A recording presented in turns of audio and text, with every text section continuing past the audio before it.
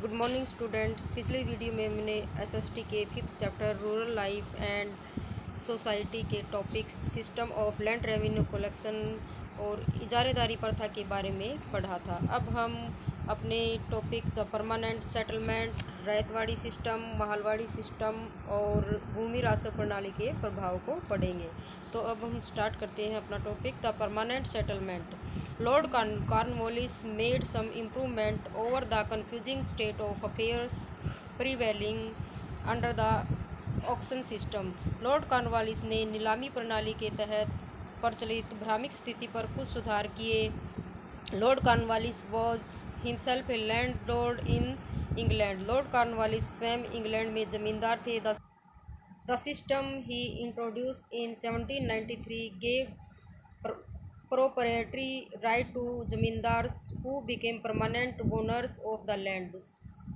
सन 1793 में उन्होंने जो प्रथा लागू की उसने जमींदारों को अधिकार दिए और वे भूमि के स्थायी स्वामी बन गए। दे were required to pay a fixed amount of land revenue to the government every year. उन्होंने हर साल सरकार को भूमि राजस्व की एक निश्चित राशि का भुगतान करना पड़ता था। It was during this period that a big class of landlord was created। इसी समय जमींदारों का एक बड़ा वर्ग तैयार हो गया। They had become the most loyal supporters of the British rule। Way British शासन के सबसे वफादार समर्थक बन गए थे। These landlord had the right to eject the cultivators for one payment of dues। इन जमींदारों को उधार का भुगतान न करने पर कृषकों को निकाल देने का अधिकार था। The permanent settlement remained restricted to Odisha, Bengal, Bihar and coastal areas of Andhra Pradesh. यह परमानेंट सेटलमेंट उड़ीसा, बंगाल, बिहार और आंध्र प्रदेश के तटवर्ती क्षेत्रों तक ही सीमित रही। रैयतवाड़ी सिस्टम। अब रैयतवाड़ी सिस्टम में हम देखते हैं कि it was chiefly introduced in Carnatic and Mysore by Lord Hastings in 1830। इसे प्रमुख रूप से कार्नेटिक और मैसूर में 1830 में लॉर्ड हेस्टिंग्स द्वारा जोड़ा गया था। Under this system cultivator was the owner of land as long as he paid the land revenue which was revised almost every 20 और 30 ईयर्स। इस प्रणाली के अंतर्गत कृषक भूमि के स्वामी रहे जब तक कि उन्होंने राजस्व की भरपाई की, जिसमें लगभग हर 20 या 30 साल पर संशोधन किया गया। This system was not bad but the British revenue officer were corrupt and very strict in revenue collection. यह व्यवस्था बुरी नहीं थी, लेकिन ब्रिटिश राजस्व अधिकारी राजस्व संग्रहण में बुरी तरह सख्त थे। Almost half of the net produce was claimed as land revenue। लगभग आधी निविल पैदावार भूमि राजस्व के रूप में क्लेम की गई थी। Bad monsoons brought famines that further increase the poverty of peasants. बुरे मॉनसून से अकाल पैदा हुए जिससे किसानों की गरीबी और बढ़ गई और बढ़ गई। Mahalwari system it was introduced in the Gangetic valley, north west provinces, the Punjab and parts of central India. Mahalwari प्रणाली पश्चिम प्रांतों, पंजाब और मध्य भारत के कुछ हिस्सों में इस व्यवस्था को शुरू किया गया। Under the system mahals group of village were created as community blocks. इस व्यवस्था के अंतर्गत महलों का निर्माण सामुदायिक खंडों के रूप में हुआ। They were held responsible for the collection of land revenue from their respective mahals of block. उन्हें अपने अपने महलों या खंडों से भू राजस्व के संग्रहण के लिए जिम्मेदार ठहराया गया। The rulers resented the annexation of their territories. शासकों ने अपने प्रदेशों के कब्जे से नाराज किया।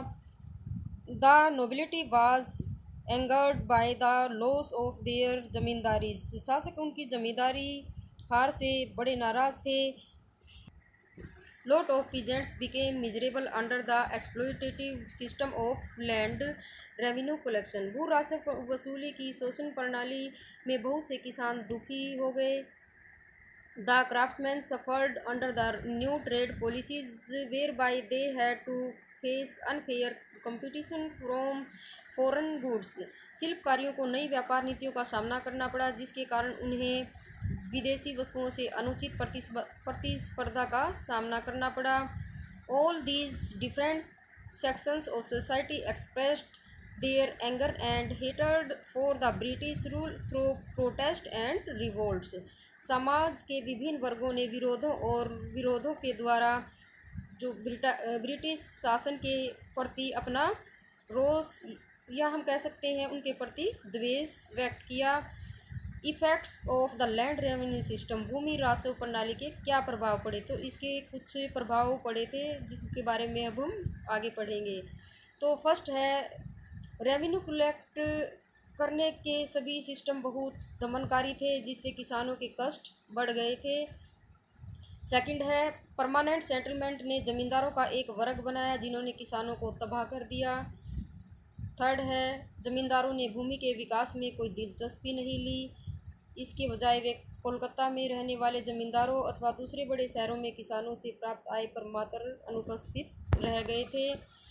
फोर्थ है दमनकारी भू राजस्व व्यवस्था के कारण किसान धीरे धीरे कर्ज देने वाले और ज़मींदारों के बहुत ऋणी बन गए थे।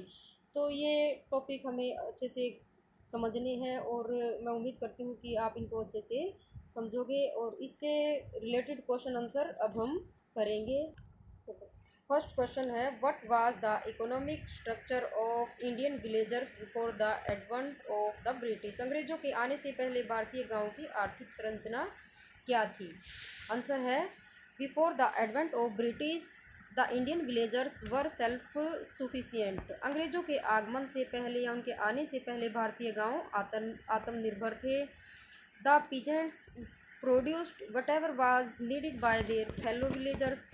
किसानों को अपने स्थायी ग्रामीणों द्वारा जो कुछ भी ज़रूरत थी उसे उत्पादित किया। The land tax used to be normal and the Indian rulers were quite considerate. भूमि कर नाम मात्र का होता था और भारतीय शासकों को ध्यान रखा जाता था। सेकंड है Lord Cornwallis made some improvement over the confusing state of affairs prevailing under the auction system. Lord Cornwallis ने नीलामी प्रणाली के तहत प्रचलित भ्रामक स्थिति पर सुधार किया। Lord Cornwallis was himself a landlord in England. Lord Cornwallis स्वयं इंग्लैंड के जमींदार थे। He introduced the permanent settlement system in 1793 and gave proprietary rights to zamindars. Lord Cornwallis उन्होंने 1793 में परमानेंट सेटलमेंट की शुरुआत की और ज़मींदारों को मालिकाना अधिकार दिए। सेकंड क्वेश्चन है who introduce the permanent settlement explain. स्थायी बंदोबस्त की शुरुआत किसने की, एक्सप्लेन कीजिए। अभी हमने लेसन में पढ़ा था परमानेंट सेटल के बारे में, तो अब हम इसके आंसर को करते हैं। Who became permanent owners of the land. जो भूमि के स्थायी स्वामी बने उनके लिए हर साल लैंड के राजस्व की एक निश्चित राशि का भुगतान करना अनिवार्य था। Who became permanent owner of the land they were required to pay a fixed amount of land revenue to the government every year. जो भूमि के स्थायी स्वामी बने उनके लिए हर साल लैंड के राजस्व की एक निश्चित राशि का भुगतान करना जरूरी था। It was during this period that a big class of landlord was created. इस अवधि में बहुत बड़े जमींदार बन गए। They had become the most loyal supporters of the British rule. Way British शासन के निष्ठावान समर्थक बन गए थे। These landlord had the right to eject the cultivators for non-payment of dues. इन जमींदारों को उधार का भुगतान न करने पर कृषि से निकाल देने का अधिकार था। The payment settlement remained restricted to Orissa, Bengal, Bihar, and coastal areas of Andhra Pradesh. Permanent settlement का ढांचा उड़ीसा, बंगाल, बिहार और आंध्र प्रदेश के तटवर्ती क्षेत्रों तक सीमित रहा। तो ये दो लॉन्ग क्वेश्चंस हैं, ये आपको अच्छे से नोटबुक पे राइट करने हैं और इनको लर्न भी करना है। थैंक्स।